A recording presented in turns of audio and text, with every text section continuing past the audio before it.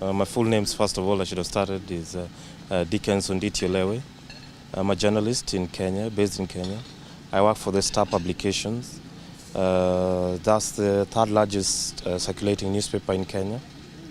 And my main role in my newspaper is I'm in charge of the Star website. And I'm driving the digital strategy with the newspaper.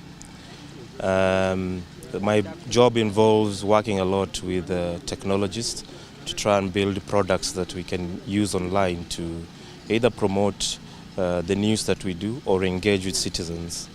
Well, first of all, I think this was an amazing platform. I mean, it's a good idea to have journalists working together with technologists.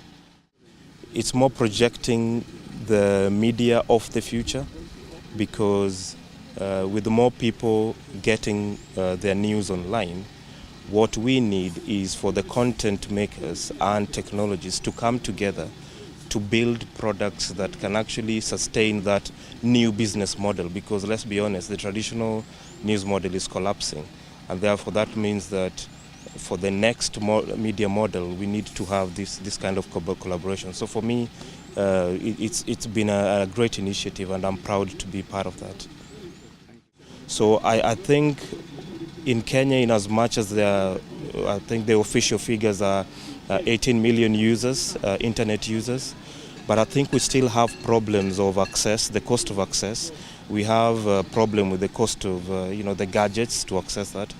But there is what you can call a vocal minority.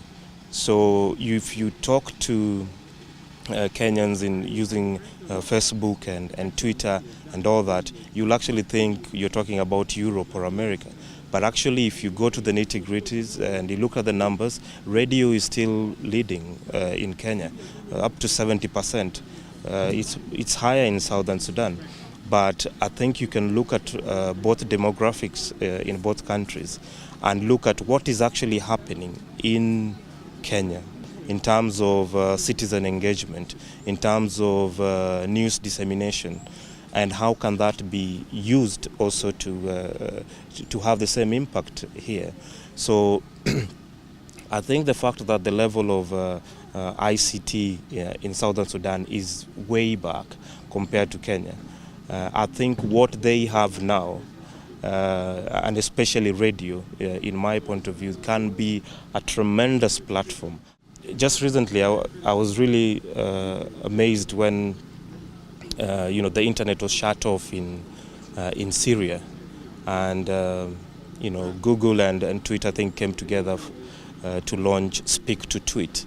I mean, those are kind of things that maybe using a phone.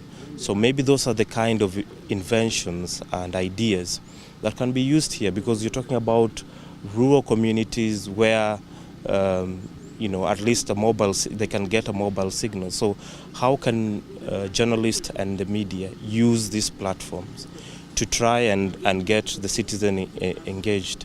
Because I think where we are going at the moment with the media is, yes, there'll be news by the moment, but what is increasingly unavoidable is the fact that citizens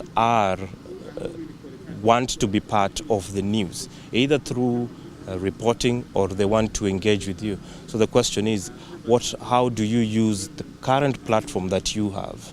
South Sudan, how does it use the radio? How does it use the mobile penetration, SMS? To try and engage citizens. So for me, I actually see more positives rather than negatives, because if you're talking about negatives, I think we are comparing it with another country. But I think that invest in ICT, yes, but what can we do with the platforms that we have?